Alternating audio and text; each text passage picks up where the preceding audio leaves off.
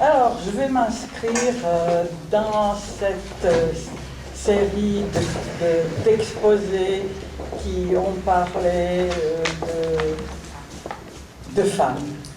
Il y a beaucoup de personnes qui ont parlé d'histoire de femmes, écrivains, Coco Chanel, magnifique poète aussi, dans son style aussi d'être femme, de femmes comme Christina nous a parlé, Esmeralda et Christina qui dansait devant Notre-Dame. Et je vais parler aussi, j'ai beaucoup aimé aussi des exposés de Claude Lecoq aussi, puis de celui d'Alexandra Ruiz, qui parle autrement de femmes, par ce mouvement de Mr. Jekyll et Dr. Hyde, face au féminin finalement. Tout ça se tourne et se retourne devant une certaine position, une certaine angoisse par rapport au féminin. Alors je vais essayer de parler d'Anna Karenina, qui est un des grands romans russes, un grand roman de la littérature mondiale, de la littérature d'amour. Et pourquoi j'ai choisi ce roman? Ce roman parle d'une femme qui, au siècle, fin du 19e siècle, en Russie, quitte son mari pour son amant. Banal, il y a tellement d'histoires comme ça, de romans à l'eau de rose qui ont été écrits, où voilà, une femme quitte son mari pour l'amour d'un autre, ou un homme quitte sa femme pour l'amour d'une autre. Ça existe énormément. Mais pourquoi ce roman est si fascinant? Alors, j'ai regardé certains films. Il y a 2 ou 3 films qui ont été faits sur Anna Karenina, et on voit déjà que dans la simplification qui a été faite, malgré tout, par d'excellents cinéastes, on le voit comme une histoire où Anna est une magnifique femme, sensible, surtout belle et charmante, mais qui part pour son amant et que son amant, ce salaud, quitte. Vous voyez, à un moment, voilà, c'est ça. Ça se résume à peu de choses près à ça. Mais ce que je voulais voir dans le roman de Tolstoï, c'est complètement autre chose. C'est que Tolstoï, un grand écrivain qu'il est, il remarque des contradictions et il remarque le lien entre l'amour et la mort, entre la sexualité et la mort, et les contradictions que j'ai relevées déjà tout à l'heure entre le mal et le bien. C'est pas du tout le bien d'un côté et le mal de l'autre dans ce roman, malgré que certaines visions d'Anna Karenina la montrent, elle, comme une victime, une blanche colombe, et puis le mari ou après l'amant qui sont des gens pas bien du tout. Pas du tout. Ça, si on lit bien et si on lit dans les nuances, on va s'apercevoir que Tolstoï cultive les contradictions. Le bien et le mal, et comme le disait notre cher Gérard Pommier, que je ne peux pas m'empêcher de citer parce que j'ai tellement appris de lui, et que c'est fabuleux pour la clinique, si vous voulez. C'est pas parce que, voilà, je vais réciter ce qu'il dit comme ça, parce que religieusement, non. Ça se vérifie dans la clinique. Si on voit les choses que comme ça, noir ou blanc, le bien et le mal, on reste dans la morale. Et on n'est plus dans l'éthique, on n'est plus dans la psychanalyse. La psychanalyse demande une éthique, et Tolstoï en a une. Il en a une dans ce roman parce qu'il nous décrit quand même une Anna aussi qui peut faire mal et son amant aussi qui peut faire mal, et il y a quelque chose du mal déjà au départ de leur histoire d'amour. Alors pour ceux qui n'ont pas lu ce roman, je rappelle que Anna, qui est mariée à un grand dignitaire du régime, fin du XIXe siècle en Russie, Anna a un mari très haut fonctionnaire, extrêmement rigide et extrêmement administratif, disons, mais qui a une place notable dans la société et où des choses se passent sans beaucoup de passion, sans beaucoup de surprise, et tout doit rentrer dans les petites cases administratives d'un fonctionnaire d'État. L'ordre phallique, disons. Et Anna arrive à Moscou, et elle arrive dans une gare, elle voyage avec la mère de Vronsky, qui va devenir son amant. Donc déjà, elle entend parler une mère de son fils, et avant de le voir déjà, elle tombe certainement un peu amoureuse de ce fils qui a une mère qui l'aime, hein, comme elle aurait peut-être aimé être aimée. Hein. Donc elle arrive à cette gare, et qu'est-ce qui se passe lorsqu'elle arrive à cette gare? Elle rencontre Vronsky qui vient accueillir sa mère, rien ne se passe, jusqu'au moment où il y a un terrible accident, il y a un homme qui est tombé sur le train. On ne sait pas si c'est l'accident ou le suicide, et il y a la mort d'un homme, et il y a sa femme, je crois sa veuve, qui crie, c'est le père de ses enfants. Enfin, donc il y a un père qui meurt. On a le parricide indirect là, qui va provoquer que Vronsky se précipite pour tout de suite donner de l'argent, faire quelque chose pour cette veuve. Donc il est dans le fantasme du sauveur immédiatement. Il vient sauver une femme qui est démunie, et il lui donne de l'argent, et Anna est complètement émue par ce geste de Vronsky, et c'est là où elle tombe amoureuse de lui.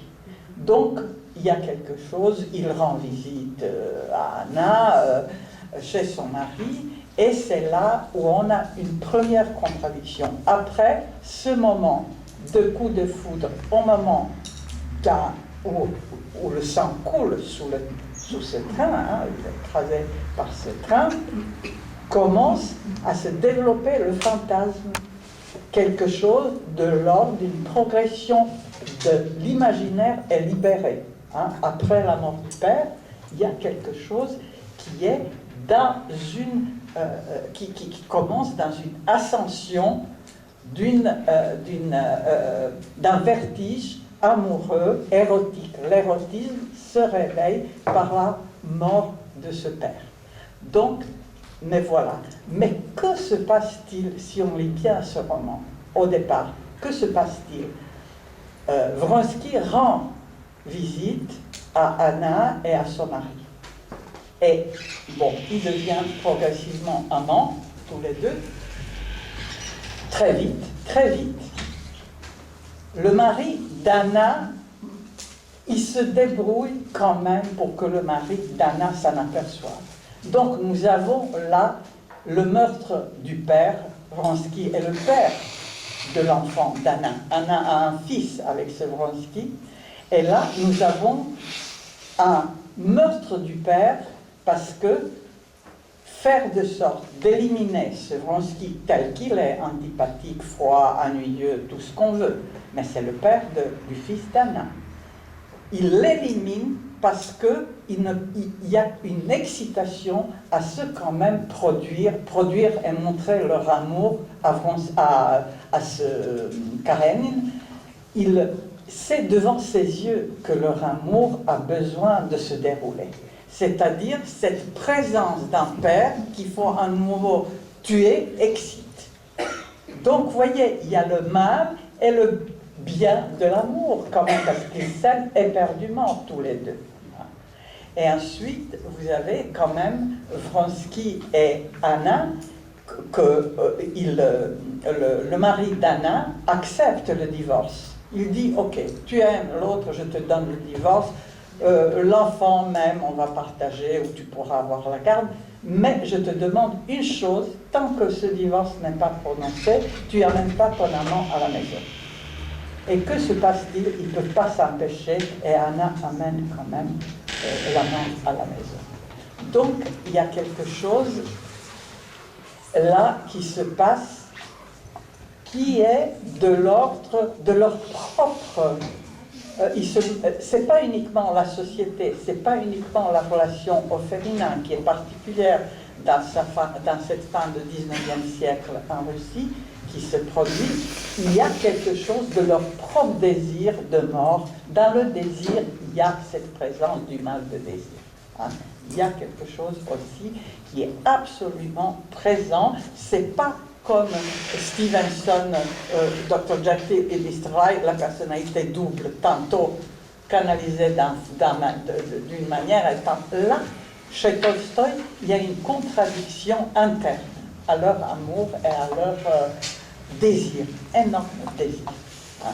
Donc, c'est ça qui m'a beaucoup intéressé. C'est cette contradiction inhérente à tout désir, cette pulsion de mort qui n'est jamais séparée de la pulsion de vie. C'est-à-dire que il n'y a pas d'un côté la pulsion de vie, toute blanche, magnifique, et de l'autre côté la pulsion de mort. Il n'y a pas les méchants d'un côté, les gentils de l'autre côté. Il n'y a pas ce partage qu'on aimerait tous tellement qui existe, les bons, les méchants. Il y a toujours quelque chose dans tout désir. Il y a un mal dans le désir quand même, inhérent. Lorsqu'on désire, déjà, le désir va vers son assouvissement, c'est-à-dire vers sa propre perdition, quelque part, et vers sa propre mort. Donc là, Anna et Vronsky vont vers leur propre perdition parce que ils provoquent tellement le mari d'Anna qu'à un moment, il ne veut plus divorcer. Donc, c'est à ce moment-là que Anna est perdue. C'est à ce moment-là, parce qu'il ne lui donne pas le divorce, et elle vit dans une société patriarcale où le féminin est accepté uniquement si il est réduit à la place finalement, soit de la jeune fiancée vierge, évidemment, soit d'une mère respectable et pas désirée, et il y a le bordel à côté. Voilà. Il y a quelque chose comme ça qui se passe où le féminin, le désir féminin ne peuvent pas exister, et c'est Anna qui incarne ce désir féminin de manière absolument insolente, magnifique et suicidaire. C'est parce qu'elle va jusqu'au bout de son désir pour cet homme. Et Vronsky aime Anna. Vronsky n'est pas un homme qui est un salaud, qui va coucher avec elle, et 3 jours après, lorsqu'elle a quitté son mari, lui dire « écoute, tu m'intéresses plus », comme c'est montré dans certains films sur Anna. Mais pas du tout. Il reste des années avec elle. Il a un enfant avec elle. Il continue à l'aimer, mais la société pardonnera à Vronsky beaucoup de choses, et il pourrait, à un moment, il en a assez du rejet de la société auquel il doit obéir tant qu'il reste avec Anna. Et un jour, des années passent, il ne peut plus, avec le statut qu'il a dans cette société, il ne peut plus vivre isolé à la campagne, loin du monde, loin des rencontres, loin de ce qui est son travail, d'officier, je ne sais plus. C'est là où il va, et il y a la jalousie terrible d'Anna qui, elle est complètement stigmatisée, rejetée avec une violence dont elle s'y attendait. Elle ne s'attendait pas à une telle vengeance, à une telle violence de la part de l'entourage et de la part de cette haute société russe à laquelle elle appartenait. Parce que la punition pour son désir est terrible, de montrer un désir féminin, un désir de femme qui peut à ce point être dans cette passivation de montrer, d'aller dans sa féminité aussi loin dans sa féminité, dans l'amour pour un homme. C'est là où elle va très très loin, où elle a beauté où elle a beauté absolue de ce livre et de son personnage. Alors Anna va finir comme le livre commence, elle va se jeter sous un train là où le meurtre du père a commencé. Donc le meurtre du père chez Tolstoï équivaut au meurtre du féminin. hein. Il y a deux choses en parallèle. Il y a, lorsqu'on ne reconnaît pas la dette symbolique, qui est la dette du meurtre du père du parricide, et qui est la culpabilité qui en provient, c'est ça le symbolique. Hein, c'est ce que disait Pommier tout à l'heure. Lorsqu'on se justifie, on se dit quand même, je sais que j'ai aussi tué le père, donc il faut que je me justifie quelque part, que je fasse quelque chose qui fasse avancer le monde. Lorsqu'on ne reconnaît pas, il y a quelque chose qui peut se passer d'extrêmement violent et tragique dans le rejet du féminin. Dans le rejet du féminin. Et le féminin est reconnu au moment où le féminin, la castration et le désir sont liés. Vous savez que Lacan dit aussi que le désir, c'est la castration, finalement. Il faut qu'il y ait un homme, qu'il y ait quelque chose pour que le désir, il faut qu'il y ait de la femme et du féminin. Mais lorsque le féminin est renié, comme dans l'armée, par exemple, à laquelle appartient l'officier Wronski, où il peut continuer dans une rivalité et séduction qui est entre les frères, le masculin est là uniquement une démonstration de force. Hein. Il n'y a plus, le masculin est séparé du féminin. Et dans son livre Révolution sans fin, Féminin Révolution sans fin, Gérard Pommier nous dit que le féminin et le masculin ne sont pas comme ça deux entités séparées. Le féminin et le masculin coexistent dans la première bisexualité psychique, puisque dans l'entrée du langage, il y a ce père qui bat, qui a inventé, il féminise et castre, séduit parce qu'il bat, mais il séduit parce qu'il excite. Les coups excitent, et c'est la première rentrée dans la prise du phallus, dans l'entrée de l'ordre phallique, sans lequel ni les hommes ni les femmes ne peuvent pas exister en tant que sujet ni parler. Mais le féminin est tout de suite refoulé. Chez les femmes, le féminin elles peuvent accepter cette féminisation parce qu'elles aiment le père, elles veulent le séduire, mais les hommes ne veulent pas reconnaître leur part de séduction par ce père, leur part homosexuelle quelque part aussi, et ils sont dans la masculinité qui est la pure force et la pure rivalité entre les hommes et la projection de leur castration uniquement sur les femmes. Et comme l'écrit Pommier dans son livre, pendant des siècles et des siècles, les femmes ont porté la castration pour les deux sexes. C'est pas uniquement une invention, on dit que les femmes portent. Non, la projection, on voit la répression sociale qui concernait la femme jusqu'il y a peu de temps. Je disais l'autre jour, dans les années 70, les femmes en France ne pouvaient pas posséder un chéquier sans que le mari ne donne pas sa permission, ne pouvaient pas travailler si le mari ne donnait pas sa permission, et ne pouvaient même pas courir le marathon de Paris, parce qu'il fallait se mettre en short ou en jogging, et c'était pas bien. Donc les femmes étaient dans les années 70, 1970, hein, qu'on a connu plus ou moins, nous un peu, qui avons vécu un petit peu, quoi. Donc, si vous voulez, c'est pas une blague, cette soumission et cette répression de la femme à cause de cette idée qu'elle pourrait être castrée. La femme n'est pas castrée comme les hommes, mais l'idée, le fantasme de la castration se fait porter par le féminin depuis la nuit des temps, et les femmes portent cette répression que la société reprend à leur compte, parce que même chez Freud et chez Lacan, il y a eu cette adhésion au patriarcat, cette adhésion à l'ordre patriarcal, cette adhésion qu'il y aurait une exception masculine, que les hommes auraient le phallus parce qu'ils ont le pénis, et que les femmes non, qu'il y a une différence. Et il n'y a pas de différence. Comme il n'y a pas de différence entre les noirs et les blancs, comme il n'y a pas de différence entre les hétérosexuels et les homosexuels, il n'y a pas de différence entre les hommes et les femmes. On est pareil, mais on a un rapport à la castration qui est un peu différent dans cet rapport d'accepter ou pas la séduction et la féminisation par le père. Les hommes aussi sont féminisés par le père. Dès qu'ils rentrent dans le langage, bien sûr, il y a une perte. Mais il y a un refus de cette perte.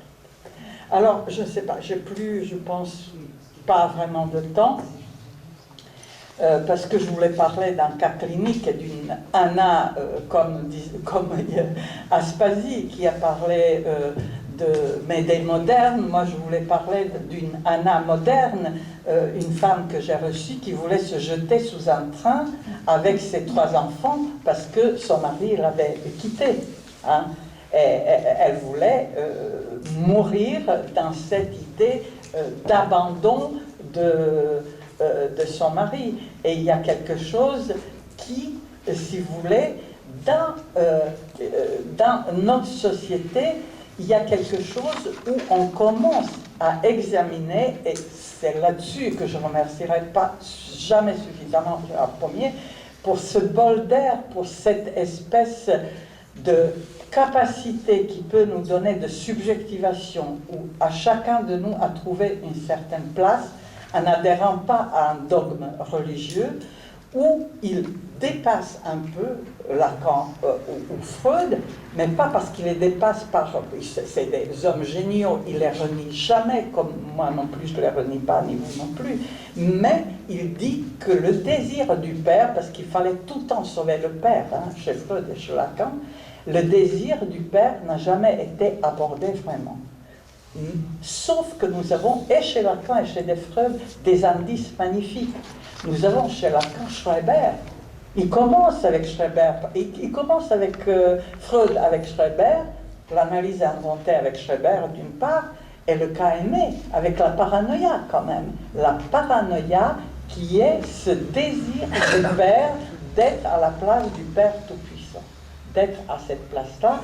Et premier dit que lorsqu'il y a ce désir du père, c'est quoi? C'est le désir de ne plus être fils et d'oublier qu'on a été fils et de vouloir opprimer le fils comme on a opprimé, comme on a été opprimé par un père patriarcal tout-puissant dans une hiérarchie immuable et dans une pensée religieuse immuable aussi, qui est aussi dans les textes dont il faut absolument se décoller, même texte psychanalytique, où il y a un intégrisme terrible, d'adhérer à des choses qui devraient être répétées sans que le sujet, chacun de nous, en tant que sujet, réfléchisse et y participe.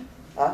Et il y a ce désir du père qui est à examiner ce père de la horte primitive. Premier que l'enfant invente simplement, il invente.